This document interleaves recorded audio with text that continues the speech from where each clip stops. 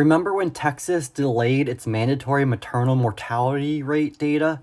Well, that report just dropped, and it does not look good for abortion bans. This is a totally inaccurate take. Texas has problems with maternal mortality, but it's not because of abortion bans. First, the report talks about data from 2020 and earlier, but keep in mind that the Texas heartbeat law happened in September of 2021, and of course the Dobbs decision was in June of 2022. But the committee also looked at 118 pregnancy-associated deaths from March of 2021 until June of 2022, and the first thing they did was ask whether they were actually pregnancy-related deaths, and by that they meant if the woman hadn't been pregnant, would she still have died? And they found that only 52 cases, or 44%, were actually pregnancy-related deaths. And it estimates that up to 90% of the deaths may have been preventable. Here they're referring to 90% of the 52 cases, so 47 cases where they thought the deaths may have been preventable. And when they say they may have been preventable, they do not mean because those women could have gotten abortions instead. The committee defined a death as preventable if there was at least some chance of averting the death by one or more feasible changes to the circumstances of the patient, provider, facility, systems, or community factors contributing to the death. So what change in circumstance might they be referring to? If you go to Table D2 of the report, they list contributing factors to pregnancy-related death. Lack of knowledge regarding the importance of event and the need for treatment or follow-up, delay in referral for treatment, facilities' inadequate clinical skills or inadequate assessment of risk, or a patient's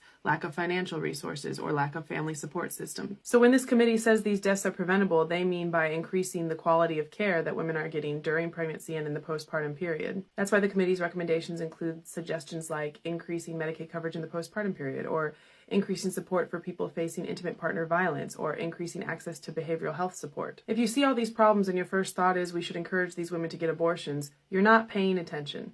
The most common cause of hemorrhage deaths was ectopic pregnancies. This part is especially misleading. Here is the language of Texas abortion law.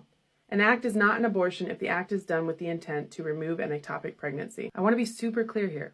Treatment of ectopic pregnancy is not legally an abortion in Texas, and the law is not ambiguously written, and it doesn't imply things it doesn't intend to. It's written in very clear, plain language. It says, an act is not an abortion if it's treatment of an ectopic pregnancy. This means that providers don't have to debate what kind of health risks constitute a life-threatening emergency in order to qualify for an exception to abortion laws in Texas, because treatment of ectopic pregnancy is not legally an abortion in Texas. So abortion laws in Texas don't apply to treatment of ectopic pregnancy. Now, it's true that hemorrhaging was one of the leading causes of pregnancy-related deaths in Texas, and it's true that ectopic pregnancies were one of the leading causes of hemorrhaging. This is not because abortion laws prevent treatment of ectopic pregnancy. It's because providers aren't perfect and they don't save literally everybody they treat. And we can tell this for sure because the committee found that maternal mortality rate for hemorrhaging decreased during the time period they surveyed. All of this information is in the committee's report, which you can find here.